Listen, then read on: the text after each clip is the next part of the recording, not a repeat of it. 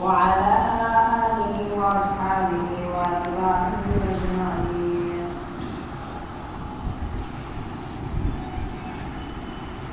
أما بعد فقد قال الله تبارك وتعالى في كلامه المجيد والفرقان الحميد.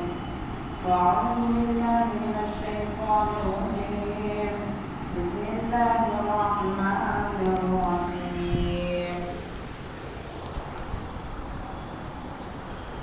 إن عدة الشهور عند الله 12 شهرا في كتاب الله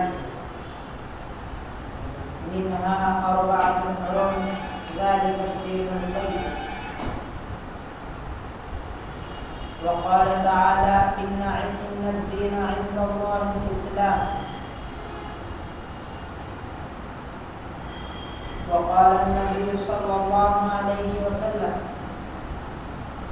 أفضل الصيام بعد رمضان شهر الله المحرم، أو كما قال عليه الصلاة والسلام.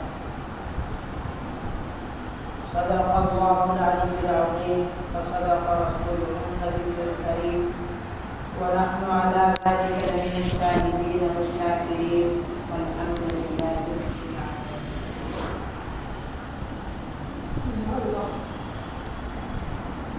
ایک مرتبہ حضور صلی اللہ علیہ وسلم پر درود شریف پڑھیں. اللهم صل على محمد وعلى آل محمد كما صليت على إبراهيم وعلى آل إبراهيم إنك حميد مجيد. عزیز ساتھیو، ہم سب جانتے ہیں کہ یہ جو مہینہ چل رہا ہے محرم الحرام کا مہینہ چل رہا ہے، اور آج محرم کی 9ویں تاریخ اور کل کا دن جو ہے وہ عاشورہ کا دن ہے، محرم کی 10ویں تاریخ. اور محرم کی ابتدائی تاریخ کو یعنی کہ پہلی تاریخ کو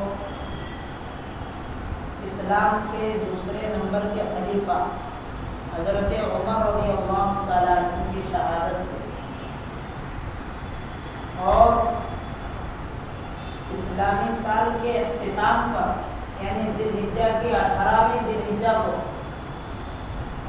اسلام کے تیسرے خلیفہ حضرت عثمان غنی رضی اللہ تعالیٰ عنہ کی شہادت ہوئی. اور محرم الحرام کی 10ویں تاریخ کو سرور کائنات خاتم الانبیاء محمد مجتبیٰ محمد عربی صلی اللہ علیہ وسلم کے نور نظر نواسۂ رسول حضرت امام حسین رضی اللہ تعالیٰ عنہ کی شہادت، جس کا کچھ تذکرہ جو ہے گزشتہ ہفتہ ہمارے استاد محترم نے آپ کے سامنے عرض کیا تھا. شہادت حسین رضی اللہ تعالیٰ عنہ کے تذکرے سے پہلے میں کچھ تمہیدی باتیں آپ کے سامنے عرض کرتا ہوں. سب سے پہلے سن ہجری 10 میں حج کی فرضیت ہو چکی تھی، حج فرض ہو چکا تھا. اور رسول اللہ صلی اللہ علیہ وسلم نے خود حج نہیں کیا، حج فرض ہوتے ہی فوراً خود حضور نے حج نہیں کیا. سن ہجری 8 میں جو ہے حج فرض ہوا تھا. حضور اکرم صلی اللہ علیہ وسلم نے اس کے 2 سال بعد یعنی سن ہجری 10 میں ہجرت کے 10ویں سال رسول اللہ صلی اللہ علیہ وسلم نے حج فرض ادا کیا، اور یہی آپ کا پہلا حج تھا اور یہی آپ کا آخری حج تھا. پورے جزیرۃ العرب سے لشکر اور وفود اور جماعتیں جو ہے حضور کی خدمت میں تشریف لانے لگے، لیکن حضور اکرم صلی اللہ علیہ وسلم حج کے لیے تشریف نہیں لے گئے. آپ نے حضرت ابو بکر صدیق رضی اللہ تعالیٰ عنہ کو امیر الحج بنا کر حج کا امیر بنا کر قافلوں کے ساتھ جو ہے حضرت ابوبکر کو روانہ کیا. لیکن جب سن ہجری 10 آئی، 10واں سال آیا ہجرت کا، آپ صلی اللہ علیہ وسلم جو ہے حج کے لیے تشریف لے جانے لگے. آپ کے ساتھ جو ہے وہ لاکھوں صحابہ کا مجمع تھا، لاکھوں سے زیادہ جو ہے تعداد صحابہ کی آپ کے ساتھ میں. عرفہ کا دن آیا، 9 ذی الحجہ کو عرفہ کا دن تھا اور جمعہ کا مبارک دن بھی تھا.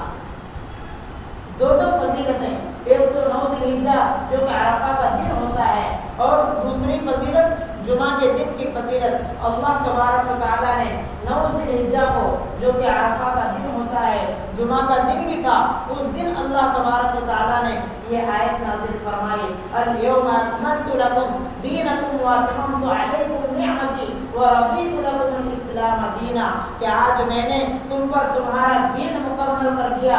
ورضیت لکم الاسلام دینا واتممت علیکم نعمتی، اپنی نعمت کو تمہارے لیے مکمل کر دیا. ورضیت لکم الاسلام دینا، تمہارے لیے دین کے اسلام ہونے پر میں راضی ہو گیا. یہ جمعہ کے دن 9 ذی الحجہ عرفہ کا دن تھا، اس دن یہ آیت نازل ہوئی.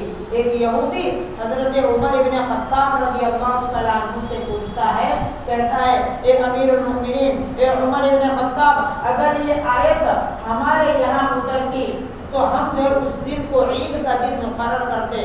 حضرت عمر رضی اللہ تعالیٰ عنہ نے کہا کہ ہمیں عید کا دن مقرر کرنے کی ضرورت نہیں ہے. اللہ تبارک و تعالیٰ نے اس آیت کو عید کے دن ہی اتارا ہے، جو کہ عرفہ کا دن تھا، جمعہ کا دن تھا. جمعہ کے دن کو حدیث میں کہا گیا ہے کہ یہ عید کا دن ہے، تو لہٰذا اللہ نے پہلے ہی سے عید کے دن اس آیت کو اتارا، تو ہمیں مقرر کرنے کی ضرورت نہیں ہے. اللہ تبارک و تعالیٰ نے اس آیت کے اندر ایک بشارت دی کہ تمہارا دین مکمل ہو گیا، اب اس کے بعد اس میں کسی کمی اور بیشی کی ضرورت نہیں ہے. تمہارے لیے دین کی نعمت کو اللہ نے مکمل کر دیا. اب اس کے بعد جو بھی انسان اس دنیا کے اندر آئے گا، اللہ فرماتے ہیں کہ میں اس سے اس وقت تک راضی نہیں ہوں گا جب تک وہ دین اسلام کو اختیار نہ کرے. تو مذہب اسلام کے علاوہ کوئی بھی اس مذہب جو ہے وہ اللہ کے یہاں قابل قبول نہیں ہے. اسلام جو ہے وہ 3 چیزوں کا نام، 3 چیزوں کی اطاعت کرنے کا نام ہے. نمبر 1، دل سے اللہ اور اس کے رسول کو ماننا، یہ دل کا اسلام ہے. نمبر 2، زبان سے اللہ کے احکام کو اور حضور اقدس صلی اللہ علیہ وسلم کی تعلیمات کا اقرار کرنا. نمبر 3، اپنے اعضاء سے، اپنے جوارح سے جو ہے حضور کے اور اللہ کے احکامات کے اوپر عمل کرنا. یہ 3 چیزوں کا نام اسلام ہے. اور اسلام ہر موقع کی اور ہر محل کی عبادت کو بتاتا ہے. اسلام نے یہ بتایا کہ محرم الحرام جو ہے یہ پہلے ہی سے قابل تعظیم سمجھا جاتا تھا. محرم الحرام کو محرم الحرام کیوں کہتے ہیں؟ علماء بتاتے ہیں اس کی وجہ یہ ہے کہ اس مہینے میں زمانہ جاہلیت میں قتل اور قتال کرنا حرام تھا. زمانہ جاہلیت میں اسلام سے پہلے کفار مکہ اور مشرکین جو ہے 4 مہینوں کو احترام والے سمجھتے تھے. ایک ذی الحجہ، ذی القعدہ، محرم اور رجب، یہ 4 مہینوں کو جو ہے کفار مکہ اور مشرکین جو وہ احترام والا سمجھتے ہیں. اس کا مطلب یہ ہے کہ کفار مکہ اور مشرکین جو ہے وہ آپس میں لڑائیاں کرتے تھے، آپس میں جنگ و جدال کرتے تھے. تھوڑی بات پر اگر ان کا اونٹ پہلے کسی دوسرے آدمی کے اونٹ سے پانی پی لیا تو اس بات پر کئی 100 سال تک جو ہے جھگڑا کیا. لیکن جب یہ 4 مہینے آتے ہیں، ذی القعدہ، ذی الحجہ، محرم اور رجب، جب یہ 4 مہینے آتے تو وہ کہتے ہیں کہ آپ لڑائی پر، اب یہ احترام والے میں. تو محرم الحرام کو محرم الحرام اس لیے کہتے ہیں چونکہ اس کے اندر قتل و قتال کرنا حرام تھا. دوسری وجہ علماء یہ بتاتے ہیں کہ محرم الحرام کو محرم الحرام اس لیے کہتے ہیں چونکہ اس کے اندر بہت سارے اہم کام ہو چکے ہیں. جیسے 10ویں محرم کو بعض روایات میں آتا ہے کہ 10ویں محرم کو یعنی کہ کل کا دن، عاشورہ کا دن، 10ویں محرم کو اللہ تبارک و تعالیٰ نے زمین اور آسمان کو پیدا کیا. 10ویں محرم کو اللہ تبارک و تعالیٰ نے حضرت ابراہیم علیہ السلام کو جب نمرود نے آگ میں ڈالا تھا، 10ویں محرم کو وہ آگ حضرت ابراہیم علیہ السلام کے لیے ٹھنڈی ہو گئی. 10ویں محرم کو حضرت نوح علیہ السلام کی کشتی جودی پہاڑ پر ٹھہر گئی.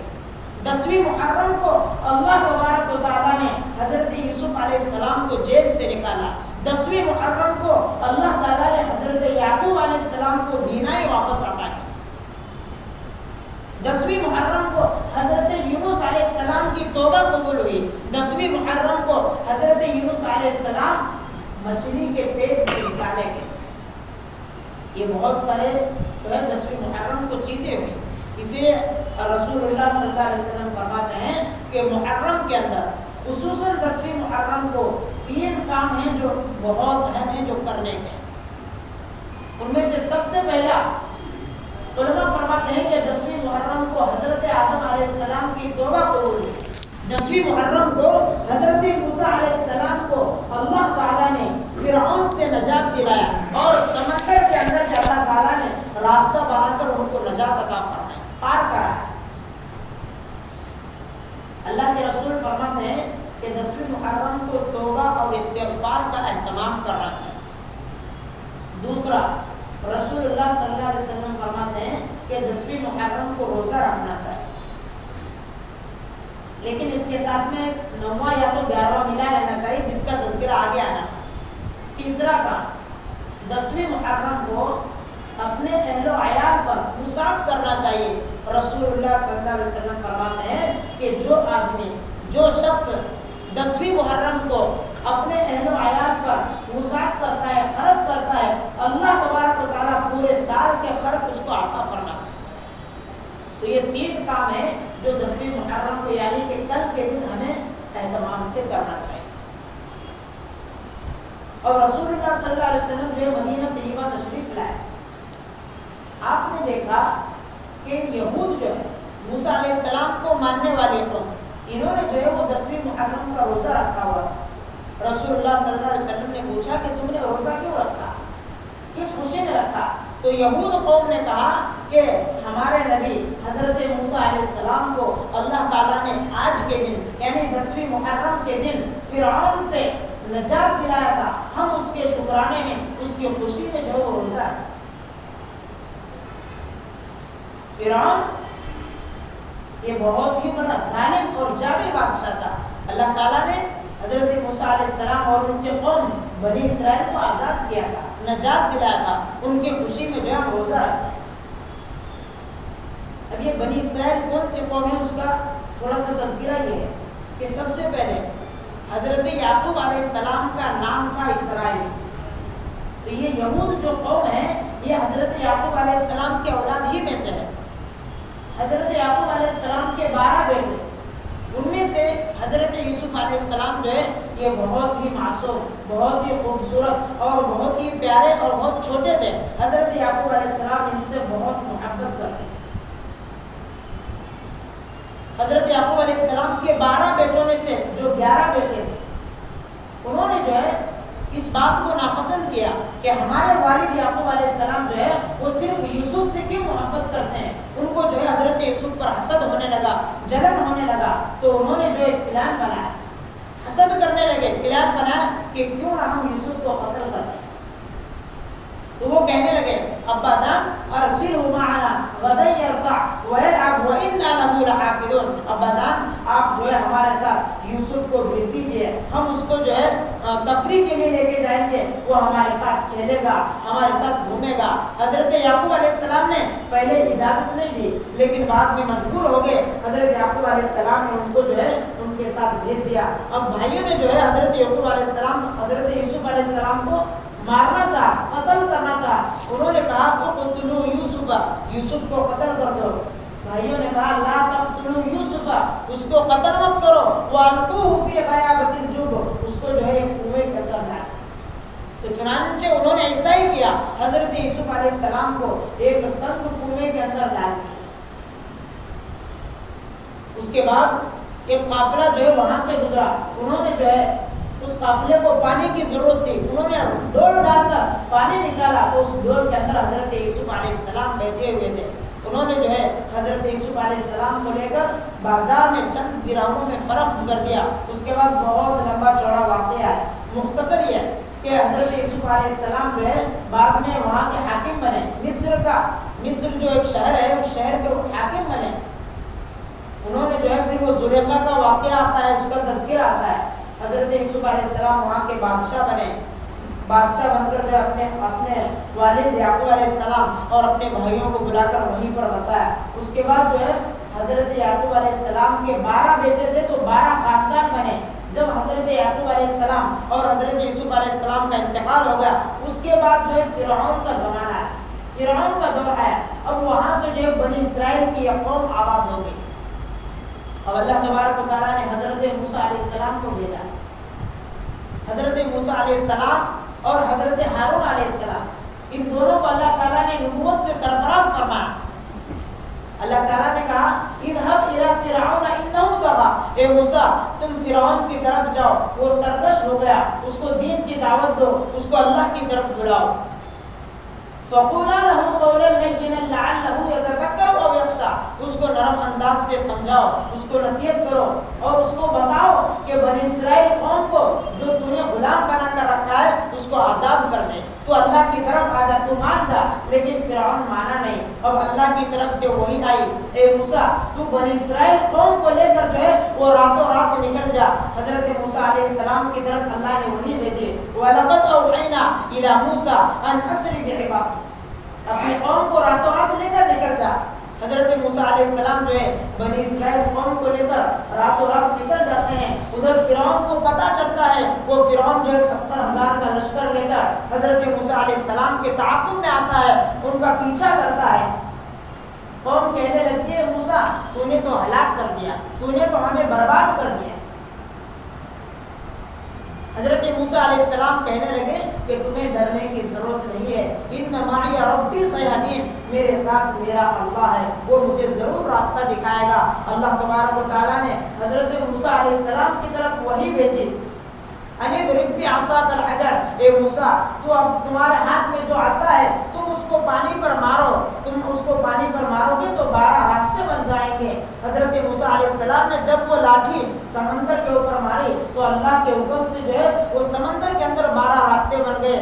اللہ کے حکم سے حضرت موسیٰ علیہ السلام اپنے قوم کو لے کر پار ہو گئے. ادھر فرعون جو ہے وہ آ گیا سمندر کے قریب. اس نے دیکھا کہ یہاں پر تو راستہ بنا ہوا ہے، وہ جانے کی کوشش کرنے لگا لیکن اس کو ڈر محسوس ہوا، اس کو خوف محسوس ہوا کہ اگر میں اس راستے پر گیا تو ہو سکتا ہے کہ یہ پانی مل جائے اور میں جو ہے ہلاک و برباد ہو جاؤں. اللہ تبارک و تعالیٰ نے حضرت جبرائیل علیہ السلام کو جو ہے ایک گھوڑی دے کر بھیجا. وہ گھوڑی جو ہے سمندر کے قریب آئی. فرعون جو ہے گھوڑے کے اوپر سوار تھا. فرعون کا گھوڑا جو ہے وہ حضرت جبرائیل علیہ السلام کی سواری گھوڑی کو دیکھ کر جو ہے وہ سمندر کے اندر چھلانگ لگایا. جب فرعون جو ہے وہ سمندر کے بیچ میں پہنچ گیا اب اللہ تبارک و تعالیٰ نے جو ہے پانی کو حکم دیا کہ پانی مل جا. جب وہ پانی مل گیا تو فرعون جو ہے وہی ڈوب کر ہلاک ہو گیا اور حضرت موسیٰ علیہ السلام اور ان کی قوم جو ہے وہ پانی پار کر کے نجات حاصل کر لی. اسی خوشی کے اندر، اسی خوشی میں اللہ تبارک و تعالیٰ نے جب حضرت موسیٰ علیہ السلام اور ان کے قوم کو نجات دلایا تھا تو وہ محرم کا مہینہ تھا اور وہ 10ویں محرم کی تاریخ. تو اسی خوشی میں انہوں نے جو ہے روزہ رکھا. رسول اللہ صلی اللہ علیہ وسلم نے فرمایا کہ ہم تو موسیٰ علیہ السلام کے بہت زیادہ قریب ہیں، ہم بہت زیادہ ان سے تعلق رکھتے ہیں، لہٰذا ہم بھی روزہ رکھیں گے. رسول اللہ صلی اللہ علیہ وسلم نے فرمایا کہ مسلمانوں دیکھو 10ویں محرم کو روزہ رکھنا ہے، لیکن وہ یہود قوم ہے جو موسیٰ علیہ السلام کی شریعت پر عمل کرتی ہے، ہمیں اس یہود کی مخالفت کرنا ہے. اس لیے تم 10ویں کا روزہ ہی نہیں رکھو گے بلکہ 10ویں کے ساتھ ایک 9ویں کا روزہ ملاؤ گے یا تو 11ویں کا روزہ ملاؤ. کہ رسول اللہ صلی اللہ علیہ وسلم نے ایک اہم عبادت روزہ، اس کے اندر بھی جو یہود کی مشابہت کرنے سے ہمیں منع فرمایا. رسول اللہ صلی اللہ علیہ وسلم سے جو ہے یہ عاشورہ کے روزے کے متعلق پوچھا گیا رسول اللہ صلی اللہ علیہ وسلم نے فرمایا کہ یہ عاشورہ کا روزہ یعنی 10ویں محرم کا روزہ گزشتہ سال کے گناہوں کا کفارہ بن جائے. پچھلے سال کے جتنے گناہ ہیں اللہ تبارک و تعالیٰ اس ایک روزے کی بدولت اس کے گناہوں کو معاف کر دیتا ہے. تو محرم کی 10ویں تاریخ کو جو ہے ہمیں 3 اعمال کرنا ہے. سب سے پہلا عمل ہمیں توبہ اور استغفار کرنا ہے، کیونکہ حضرت آدم علیہ السلام کی توبہ قبول ہوئی تھی، بنی اسرائیل کی توبہ قبول ہوئی تھی. توبہ اور استغفار کا اہتمام کرنا ہے. اور دوسرا ہمیں روزہ رکھنا ہے. اور تیسرا عمل اپنے اہل و عیال پر اس دن جو ہے کثرت سے خرچ کرنا ہے. جو آدمی 10ویں محرم کو اپنے اہل و عیال پر خرچ کرتا ہے اللہ تبارک و تعالیٰ جو ہے پورے سال کی روزی جو اس کو عطا کرتا ہے. اب 10ویں محرم کو جو ہے رسول اللہ صلی اللہ علیہ وسلم کے نواز سے حضرت امام حسین رضی اللہ تعالیٰ عنہ کی عظیم شہادت ہوئی تھی، جس کو ہم کربلا کے واقعے سے یاد کرتے ہیں. علماء فرماتے ہیں کہ جب سے اللہ تبارک و تعالیٰ نے اس دنیا کو بنایا اس وقت سے لے کر قیامت کی صبح تک جو ہے ایسا واقعہ نہ پیش آ سکتا ہے نہ پیش آئے گا. اس لیے کہ حضرت امام حسین رضی اللہ تعالیٰ عنہ کی شہادت ایک مظلومانہ شہادت تھی. بہت ہی بڑے دھوکے کے ساتھ حضرت امام حسین رضی اللہ تعالیٰ عنہ کو شہید کیا گیا، جس کی تفصیل آپ نے گزشتہ ہفتے سنی. اس کا کچھ تذکرہ یوں ہے کہ حضرت معاویہ رضی اللہ تعالیٰ عنہ کا جب انتقال ہوا تو یزید نے جو ہے اس نے اعلان کیا کہ اب جو ہے میں امیر المؤمنین بنوں گا، میں اب جو ہے خلافت کو سنبھالوں گا، میں پوری دنیا کا اب حاکم بنوں گا. حضرت امام حسین رضی اللہ تعالیٰ عنہ نے انکار کر دیا کہ تو جو ہے وہ خلیفہ بننے کے لائق نہیں ہے، تو خلیفہ کا اہل نہیں ہے، تو امیر المؤمنین نہیں بن سکتا. بیعت کر لینے سے حضرت امام حسین نے انکار کر دیا. اس کے بعد حضرت امام حسین رضی اللہ تعالیٰ مدینہ منورہ میں تھے. جب بیعت کرنے سے انکار کیا اپنے اہل و عیال کو لے کر مکہ مکرمہ کی طرف روانہ ہو گئے. جب کوفہ والوں کو یہ بات معلوم ہو گئی کہ حضرت امام حسین رضی اللہ تعالیٰ عنہ نے یزید کے ہاتھ پر بیعت کرنے سے انکار کیا ہے، تو اب کوفہ والے جو ہے وہ تو دغا باز تھے، دھوکے باز تھے، غدار تھے. انہوں نے جو ہے حضرت امام حسین رضی اللہ تعالیٰ عنہ کو خط لکھا کہ امام حسین ہمیں پتہ چلا ہے کہ آپ نے جو ہے وہ یزید کے ہاتھ پر بیعت کرنے سے انکار کیا ہے. ہم جو ہے آپ کو اپنا خلیفہ بنانے کے لیے تیار ہیں، ہم آپ کے ہاتھ پر بیعت کریں گے، ہم آپ کو امیر المؤمنین چنیں گے. 2-3 دن مسلسل جو ہے کوفہ والے حضرت امام حسین رضی اللہ تعالیٰ عنہ کو خط روانہ کرنے لگے. حضرت امام حسین رضی اللہ تعالیٰ اس سے متاثر ہو گئے اور اہل کوفہ کو متاثر ہو کر یہ خط لکھا کہ اگر تم مجھے امیر المؤمنین اور میرے ہاتھ پر بیعت کرنا چاہتے ہو تو میں جو ہے حالات کا جائزہ لینے کے لیے اپنی جگہ اپنے چچا زاد بھائی مسلم ابن عقیل کو بھیجتا ہوں تاکہ وہ وہاں جا کر مجھے وہاں کے حالات کی اطلاع بھیجیں. تو حضرت امام حسین رضی اللہ تعالیٰ عنہ نے اپنے چچا زاد بھائی مسلم ابن عقیل کو کوفہ کے لیے روانہ کر دیا تاکہ وہاں کے حالات کا جائزہ لیں، وہاں کے کیا حالات ہیں وہ مجھے اطلاع کریں. اگر وہاں کے حالات درست ہوں گے تو میں بھی جو ہے وہ کوفہ کے لیے روانہ ہو جاؤں. جب حضرت مسلم ابن عقیل کوفہ پہنچ گئے تو پہلے تو کوفہ والوں نے ان کا بہت استقبال کیا، شاندار استقبال کیا. 18,000 لوگوں نے جو ہے حضرت مسلم ابن عقیل کے ہاتھ پر بیعت کر لی. اب ادھر جو ہے کوفہ سے جو حضرت مسلم ابن عقیل نے جو ہے ایک خط روانہ کیا کہ یہاں پر جو ہے حالات بہت بہتر ہیں، لوگ جو ہے وہ آپ کے ہاتھ پر بیعت کرنے کے لیے تیار ہیں، وہ آپ کو امیر المؤمنین بنانے کے لیے تیار ہیں. اس کے بعد حضرت امام حسین رضی اللہ تعالیٰ کوفہ کی طرف روانہ ہو گئے. جب حضرت امام حسین رضی اللہ تعالیٰ جو ہے کوفہ کے لیے روانہ ہو گئے، ایک جگہ آتی ہے زیالہ. حضرت امام حسین جب وہاں پر پہنچے تو ادھر ابن زیاد نے ایک لشکر بھیجا، ایک سپاہیوں کے لشکر کو بھیجا جنہوں نے مسلم ابن عقیل کو بڑی بے دردی سے بڑی بے رحمی سے مار کر قتل کر دیا. حضرت امام حسین رضی اللہ تعالیٰ عنہ کو جب یہ دردناک خبر پہنچی، جب یہ المناک بات پہنچی تو حضرت امام حسین رضی اللہ تعالیٰ عنہ نے اپنے مجمع کو جمع کیا، اپنے مجمع کو اکٹھا کیا، ان کو بتایا کہ کوفہ والوں نے جو ہے ہمیں ہمارے متبعین بن رہے تھے، ہمارا ساتھ دینے کا وعدہ کر رہے تھے، لیکن انہوں نے ہمیں دھوکہ دیا، ہمیں جو ہے انہوں نے دھوکہ دیا، غداری کیوں نہ، میرے چچا زاد بھائی مسلم ابن عقیل کو انہوں نے قتل کر دیا۔ اب اس کے بعد حضرت امام حسین جو ہے سن ہجری 60 میں مکہ مکرمہ سے 8 ذی الحجہ یا 9 ذی الحجہ کو روانہ ہوئے تھے۔ درمیان میں جو ہے وہ بہت ساری باتیں، بہت سارے واقعات اس کے اندر پیش آئے، مختصر یہ 9 ذی الحجہ کی رات کو حضرت امام حسین رضی اللہ تعالیٰ عنہ کو خواب آیا، رسول اللہ صلی اللہ علیہ وسلم نے ان کو بتایا کہ حسین اب تم ہمارے پاس آنے والے، اب تم جو ہے ہمارے پاس آنے والے ہو، تمہاری ہماری ملاقات ہوگی۔ حضرت امام حسین رضی اللہ تعالیٰ جب بیدار ہوئے، اس خواب کو اپنی بہن زینب کو جب یہ سنایا تو وہ بے تحاشا رونے لگی، گڑگڑانے لگی، تو حضرت امام حسین نے ان کو چپ کرایا، ان کو تسلی دی۔ اس کے بعد جو ہے جب لڑائی کا آغاز ہوا، جنگ کا آغاز ہوا، شمر نامی ایک شخص ہے، اس نے جو ہے وہ جنگ کا آغاز کیا۔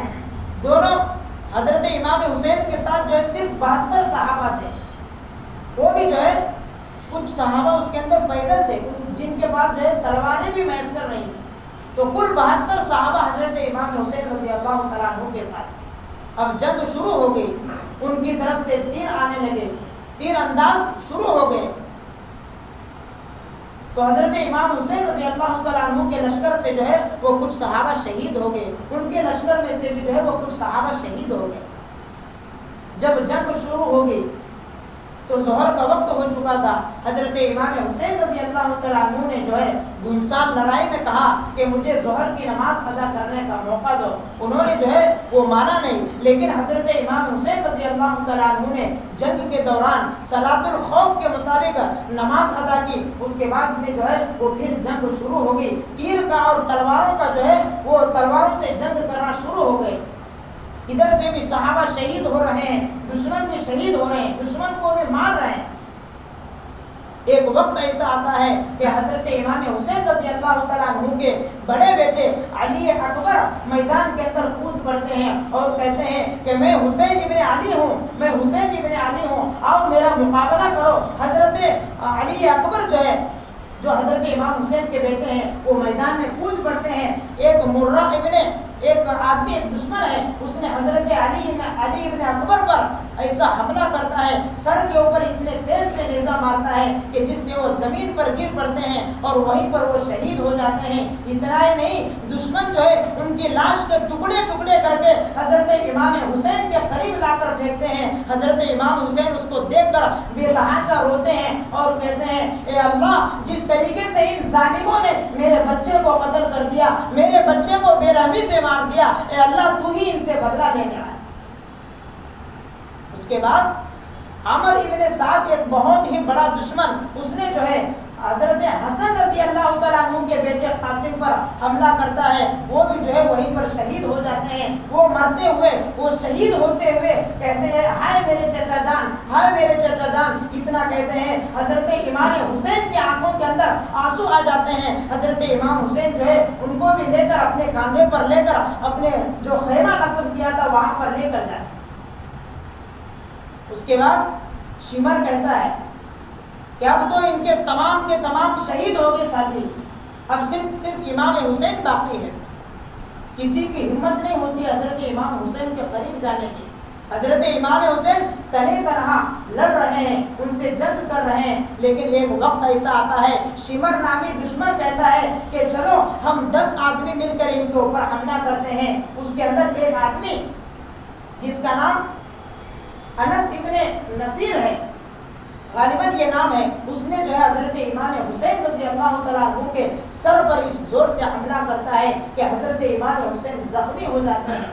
حضرت امام حسین نیچے بیٹھتے ہیں اور اپنے چھوٹے بیٹے عبداللہ ابن حسین کو اپنے ہاتھوں میں لے کر بیٹھتے ہیں۔ اتنے میں ایک دشمن جو ہے وہ چھوٹے اور معصوم بچے پر ایک تلوار سے حملہ کرتا ہے کہ حضرت عبداللہ بھی جو ہے وہ شہید ہو جاتے ہیں۔ حضرت عبداللہ ان کے خون کو لے کر زمین پر بکھیرتے ہیں اور یہ کہتے ہیں اللہ ان ظالموں نے میرے اس معصوم بچے پر بھی رحم نہیں کیا، اے اللہ ان ظالموں سے تو ہی بدلہ لینے۔ اس کے بعد جو ہے حضرت امام حسین رضی اللہ تعالیٰ عنہ پر حملہ کرتے ہیں۔ ادھر حضرت امام حسین کو جو ہے پانی کی شدت سے پیاس لگی ہوئی، 10 آدمی مل کر جو ہے حضرت امام حسین پر حملہ اس زور سے کرتے ہیں کہ وہ نواسہ رسول جو ہے وہیں پر شہید ہو جاتا ہے۔ حضرت عبداللہ جو کہ معصوم، جو حضرت امام حسین کے بہت ہی لاڈلے اور بہت ہی چہیتے تھے، جب وہ شہید ہو گئے تو حضرت امام حسین رضی اللہ تعالیٰ عنہ کے آنکھوں میں آنسو آ گئے، رونے لگے کہ اللہ انہوں نے میرے اوپر پانی بند کر دیا، میرے خاندان پر پانی بند کر دیا، مجھے پانی پینے سے منع کر دیا۔ جب میں نے فرات ایک نہر ہے وہاں پانی پینے کے لیے گیا تو ایک دشمن نے میرے منہ پر اس طریقے سے حملہ کیا کہ حضرت امام حسین رضی اللہ تعالیٰ عنہ کے مبارک منہ سے جو ہے وہ خون بہنے۔ اس کے بعد انہوں نے جو ہے یہ طے کیا کہ اب حسین کے سر کو کون کاٹے گا، کسی کی ہمت نہیں ہو رہی، کسی کی ہمت نہیں ہو رہی کہ نواسہ رسول کے سر کو بدن سے کون جدا کرے۔ اس کے بعد ایک منحوس آدمی، بنو اسد کا ایک آدمی ہے، اس نے جو ہے حضرت امام حسین رضی اللہ تعالیٰ نواسہ رسول کے مبارک سر کو بدن سے جدا کر دیتا ہے اور اس سر کو لے کر یزید کے پاس لے کر جاتے ہیں۔ وہ یزید ایک چھڑی سے جو ہے حضرت امام حسین کے ہونٹوں پر چھڑی رکھ کر کہتا ہے کہ ہم نے اس کو آج مار دیا۔ اس مجلس کے اندر، اس مجمع کے اندر ایک بوڑھے بزرگ بیٹھے ہوئے تھے، انہوں نے کہا اے کمبخت یزید اپنی چھڑی کو اس نواسہ رسول کے ہونٹوں سے نکال، اس لیے کہ ان ہونٹوں کو میں نے حضور کے ہونٹوں سے لگتے ہوئے تھے، میں نے اس ہونٹوں کو حضور کے مبارک ہونٹوں پر بوسہ دیتے ہوئے تھے۔ تو بالآخر حضرت امام حسین رضی اللہ تعالیٰ عنہ کو جو ہے وہ شہید کر دیتے۔ حضرت امام حسین رضی اللہ تعالیٰ عنہ نے یہ شہادت کا ایک اتنا عظیم تحفہ پیش کیا کہ اسی مثال پیش کرنے سے پوری دنیا عاجز ہے۔ حضرت امام حسین رضی اللہ تعالیٰ عنہ نے پوری امت کو یہ بتا دیا کہ اگر دین پر بات آ رہی ہو، اگر حق پر بات آ رہی ہو، اگر علم پر بات آ رہی ہو، اگر دین کو مٹانے کی بات آ رہی ہو تو تم جو ہے اپنی جان کی فکر نہ کرنا، اپنے بچوں کی فکر نہ کرنا، اپنے اولاد کی فکر نہ کرنا۔